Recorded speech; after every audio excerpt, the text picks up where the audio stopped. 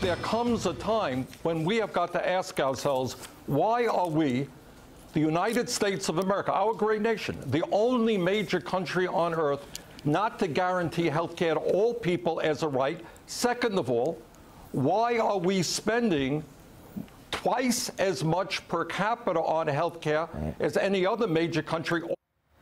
This morning, Bernie Sanders joined by colleague Chuck Todd on Meet the Press to promote his Medicare for All health care bill, the bill that he and 16 Democrats introduced this week. Back with me are Christopher Metzler, Jamal Simmons, and Eric Boehlert. And joining the panel is business and political marketing consultant Tara Dowdell. Miss Tara, I'm going to go to you first. I wish you were here to be a part of our group on set, but we're going to go ahead and go to you first on this. Sanders this morning was asked about the cost, and you are a small business owner in addition to a lot of other things. We talked to you a lot about the mechanics of healthcare. I wanted you to listen to him talking about the cost of Medicare for All. My Republican friends say, well, Bernie wants to raise your taxes.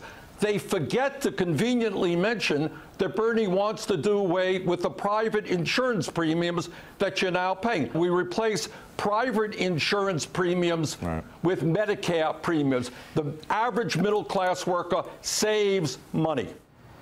Does that sound to you, Tara? Well, I'll say this, as a small business owner, one of the biggest costs that we do incur is health care. And so I think that I agree with Bernie on this. Ultimately, I do think the goal is to get to a single payer system.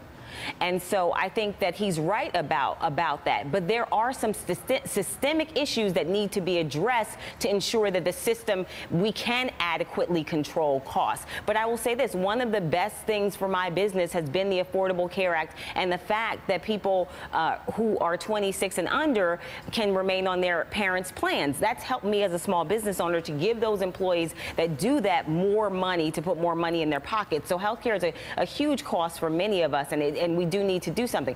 But here's what my concern is. My concern is that the process to getting there.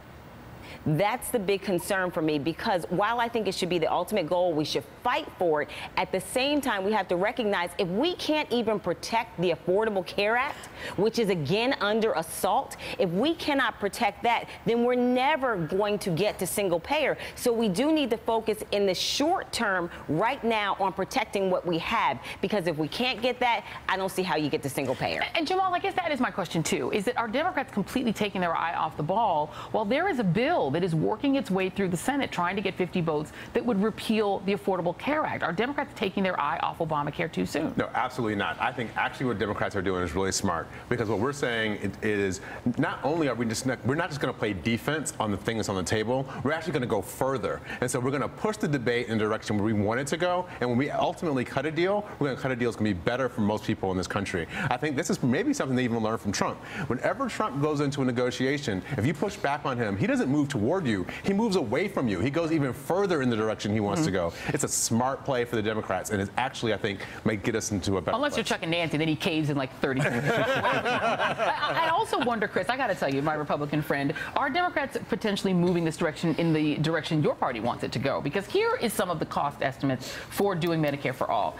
Sanders' estimates are that it will be $1.4 trillion a year. The Urban Institute says it's really $2.5 trillion a year.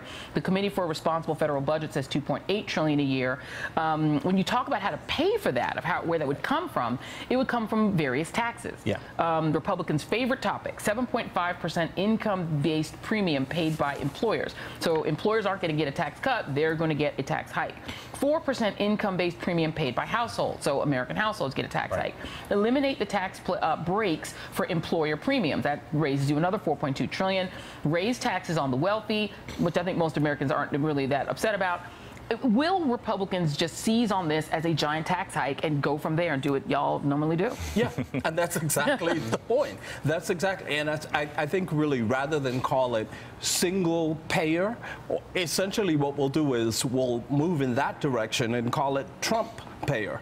Yeah. But you work in the medical field. Yeah. Do you agree on the underlying point that Tara was making, is that single payer is more efficient in the sense that it actually saves businesses money? Well, it does, but I also agree with Tara that there are a number of procedural steps that have to be taken, but ultimately that's where we're going to end up. We are going to end up with a single payer system. Okay. Now, Republicans can call it what they want, Democrats can call it what they want, but at the end of the day, what's going to happen is essentially single payer. That's the only system that's ultimately going to work. Call it what you want. Yeah. And Eric, do you think that in terms of the way that this is going to be covered, is this going to become sort of a traditional, in your view? Do you see it becoming a traditional tax and spend, versus Democrats wanting to expand health? Sort of the way that it's played out traditionally in terms of anything that has to do with big spending and big tax increases. I think certainly Republicans will try. Look, they're going to make death panels look like a walk in the park in terms of the rhetoric they're going to use. But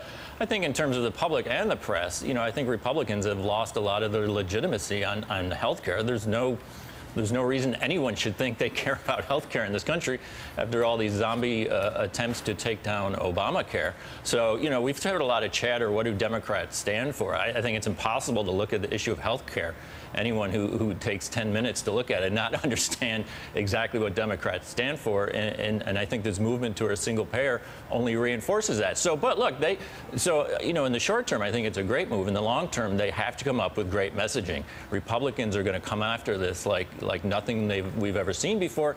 The messaging didn't work that great in Vermont and Colorado where it didn't work, but I have every confidence that the Democrats will be able to sell this and sell it smartly. Yeah, hopefully they'll talk to Tara about trying to get business owners on board. Joy, what I think has to happen, broadly speaking, we look at the economy, is we've got to liberate businesses from having to pay the administrative costs from healthcare, but we also have to empower workers so that they're not at the whim of businesses every time a company moves in or out of their town. So the workers can make sure they can move to the jobs and opportunities they can. Jamal, I think if Democrats frame it that way, why aren't they framing it? This is now, you have gotten to my core frustration. That is not the message Democrats are putting out. Democrats are putting out the message that everyone has a right to health care and everyone, they're putting out the compassion message, assuming that all Americans feel that same sense of obligation toward their fellow man, when wouldn't you and Tara have both said, and actually Chris has said, that this is a matter of saving money for small businesses. Yes. I have not heard any Democrat except you guys and Chris, who's not a Democrat, say that. Why aren't the Democrats saying that? I guess I'll let you answer and then Tara. That's not what they're saying at all. No, I think that what happens usually is Democrats get in a room with a bunch of lawyers and policy analysts, and they talk amongst themselves, and they're not talking to real people who are actually on the front lines of the policies we're creating. Exactly. And the Tara, more we do that, the better policy we Tara, create. have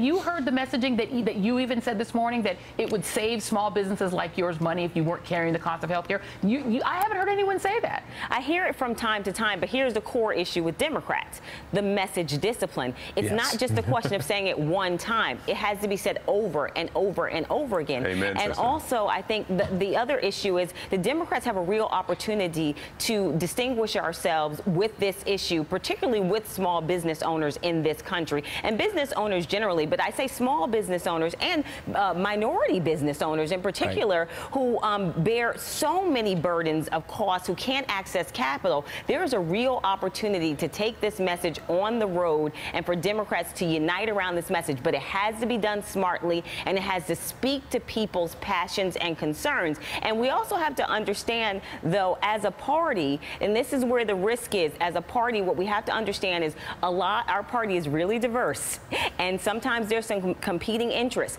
And what we have to understand is we have to also be, to some degree, flexible, because different people in our party weight things very differently. Well, I sure do wish we're out of time, but we don't let the Republican talk. No, we love Chris. He's our friend. It's too bad that the party doesn't have any consultants who are people of color and small business owners. If they could just find some consultants who are people of color and small business owners and actually hire them to work with them. It'd be fascinating if that happened. Chris Metzler, who we love, he is our friend, but still hire him, Republicans too. Jamal Simmons, Eric Boehlert, Tara Dowdell. Everybody should get hired. And up next, we will introduce you to another person who said that Donald Trump and white supremacists, in the same sentence. And this other person did not get called out, and no one from the White House said they should be fired. We'll tell you who that is next. Hey Hey there, I'm Chris Hayes from MSNBC. Thanks for watching MSNBC on YouTube. If you want to keep up to date with the videos we're putting out, you can click subscribe just below me or click over on this list to see lots of other great videos.